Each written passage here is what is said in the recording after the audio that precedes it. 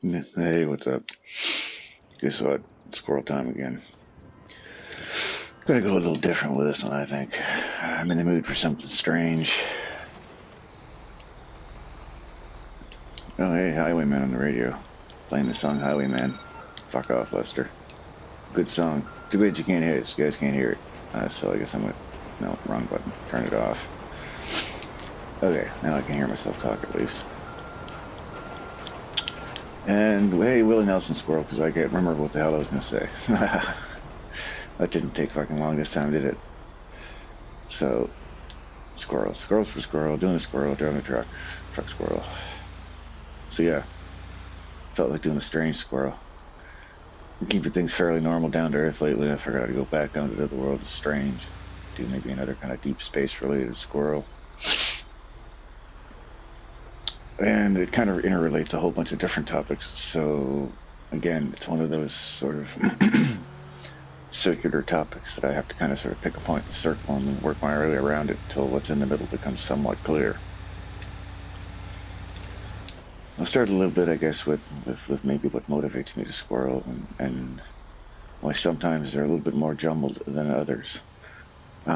Sometimes I'm doing exactly what I'm doing now in GTA, while watching AI do bizarre shit. Hey, what are you doing? Driving around, flying a helicopter, whatever the hell.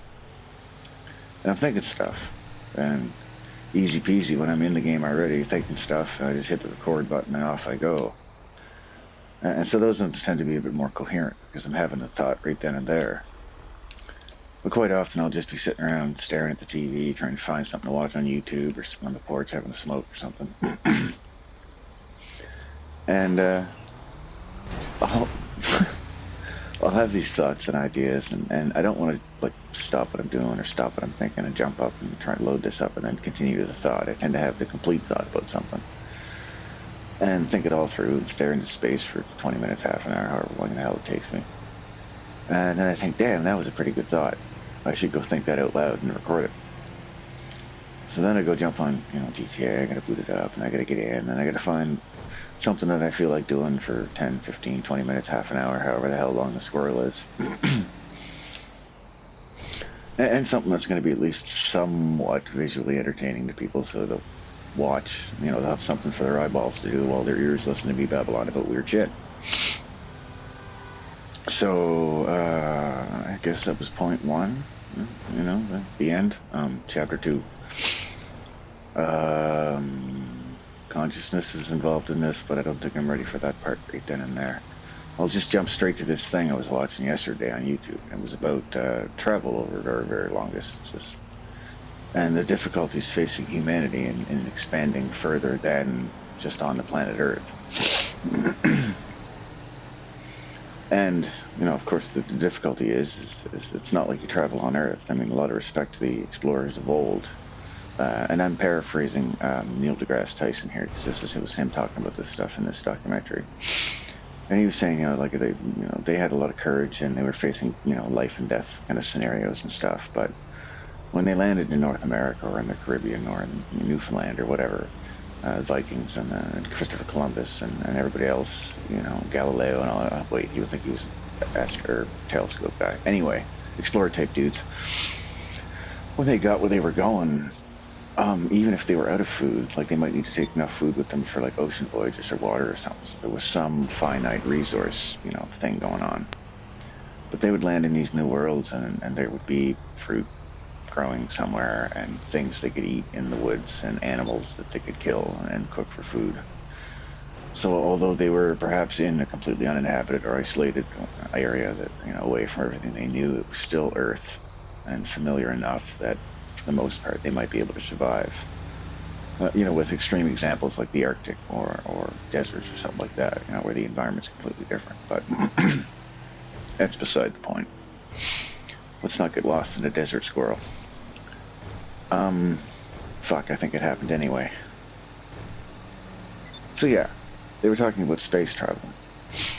And they're talking about, like, it's all, you go somewhere like the moon, where there's literally sweet fuck all but rocks. Including air, there's no air, So you got to bring your entire environment with you. Very much like people in a submarine might have to. Because there's no air, there's no food, there's no place to go to the bathroom other than, what you bring with you. You can dump it outside, I guess, because who cares? It's the moon. It's not going to hurt anything. But, and the further you go, the longer it takes to get there, because you have to move all this mass to get there, and human beings can only survive so many G-forces, and the idea being that you want to get wherever the hell you're going within the span of a single lifetime, because, who wants to go on a journey just to spend the rest of their life on a spaceship, in a tiny space, because, space is also mass that you have to get going, speeds high enough that you can make it anywhere in a reasonable amount of time.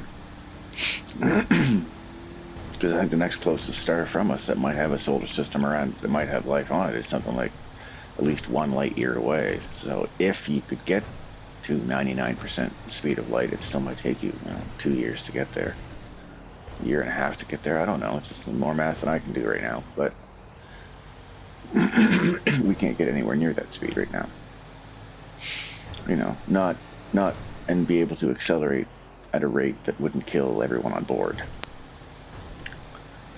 So right now that's their main problem: how to bring enough environment, how to be self-sustaining, manufacture your own things that you need from what perhaps things you might be able to gather in space from rocks, asteroids, gas, who knows, right? Fuel, they figure, isn't a problem. You can scoop up enough hydrogen just floating around the universe as you're going along to power certain types of engines. They haven't figured out how to do it, but the theory's sound. I think it's called like a hydrogen ramjet engine or something like that. I can't remember exactly. Anyway, so that got me thinking. I was thinking about fucking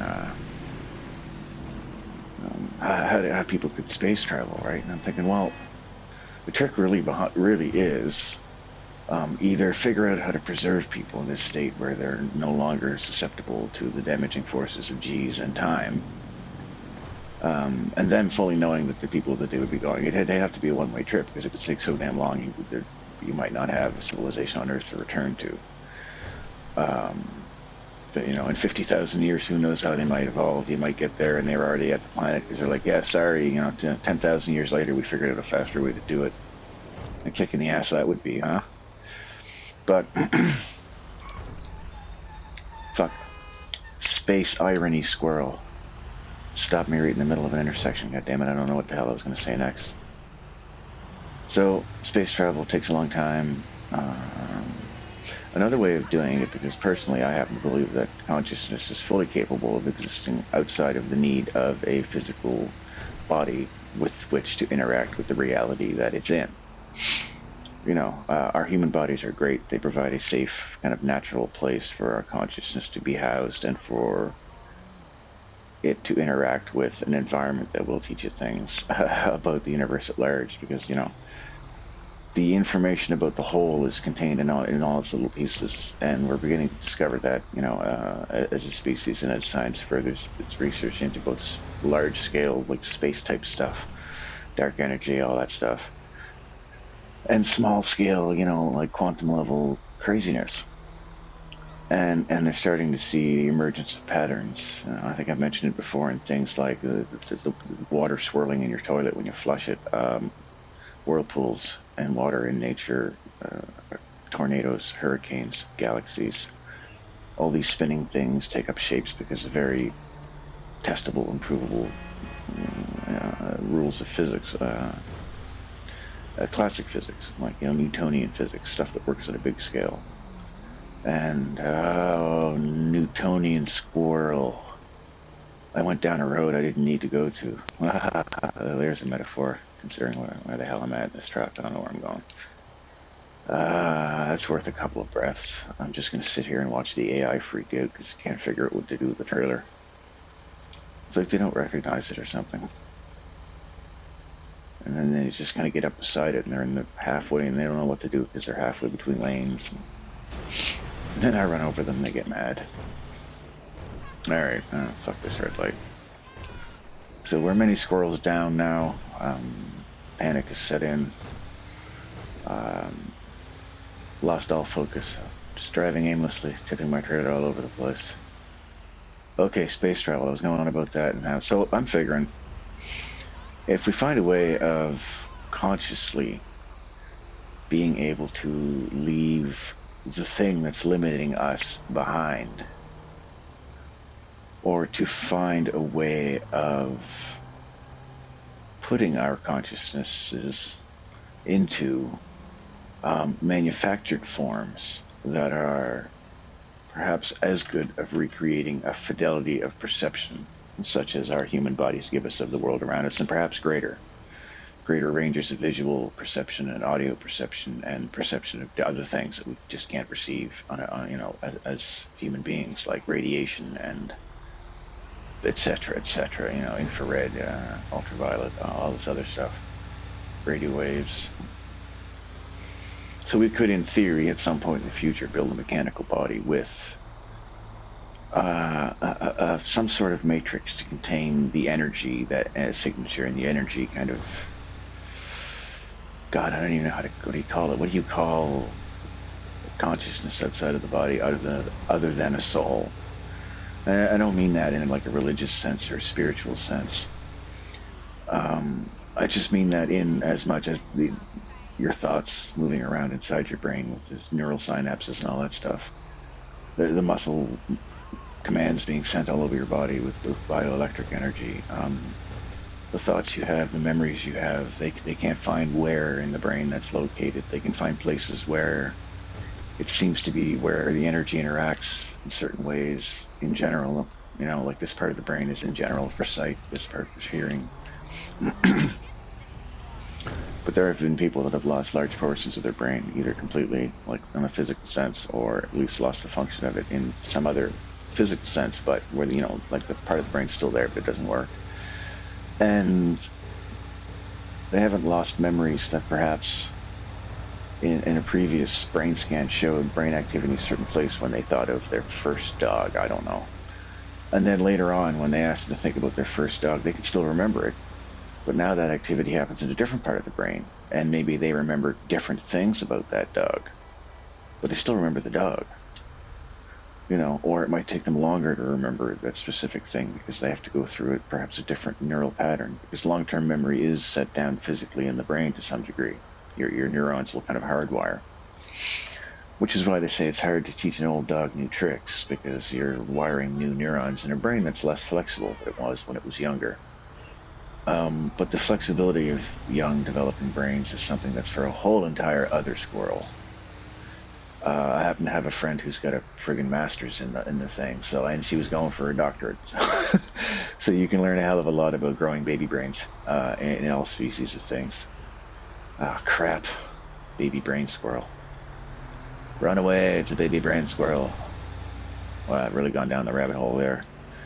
So yeah, we put our consciousnesses into, let's call them robot bodies for the simplicity of it.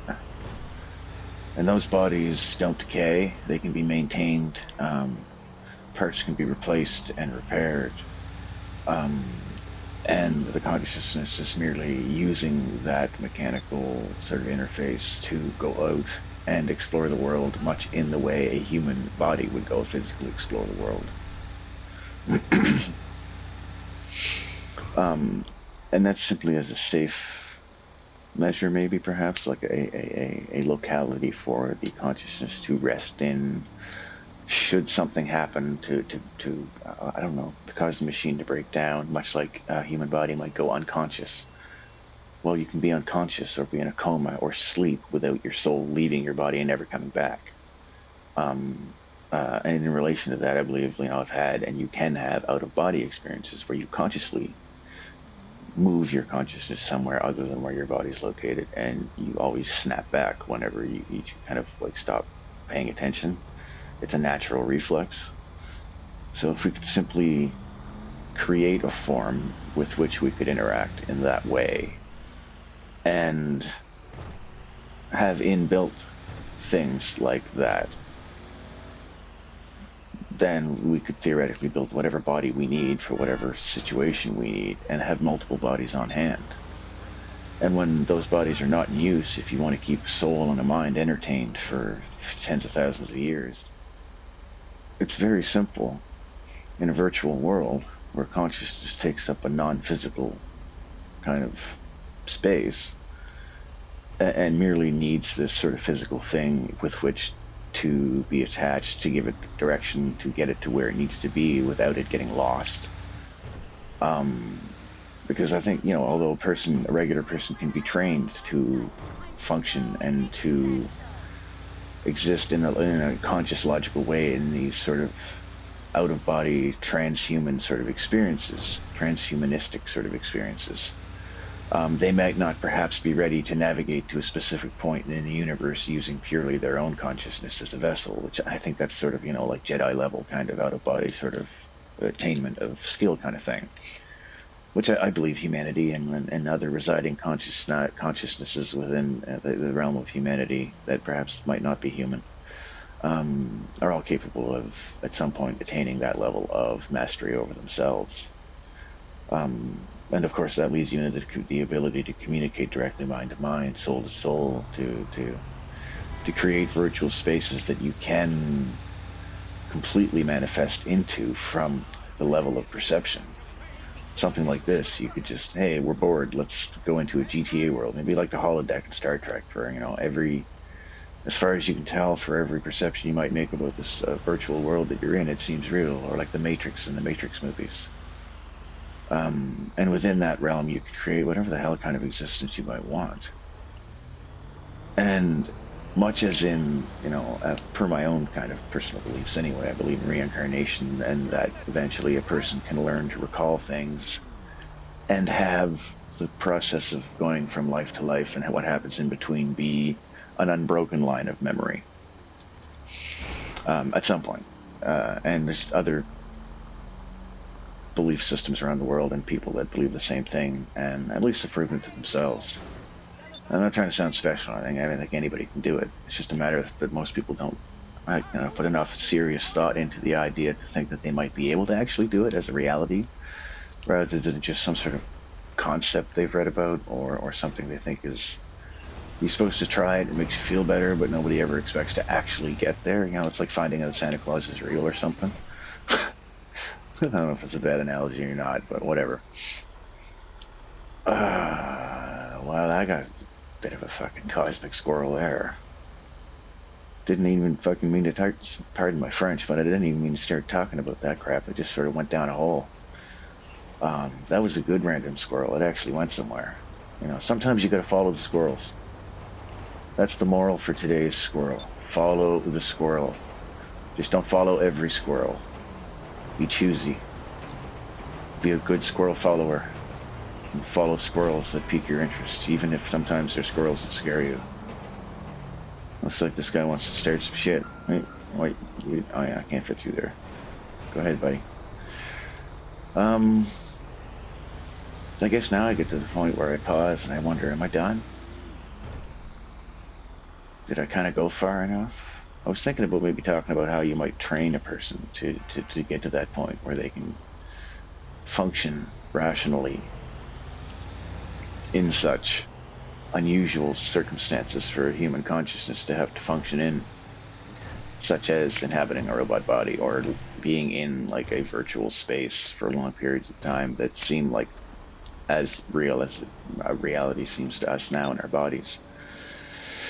Whatever that might be. I mean, if you spend 10,000 years in any particular reality, you might forget that it's not the only reality and completely forget about where you're going and your mission and the fact that you're supposed to be exploring another planet.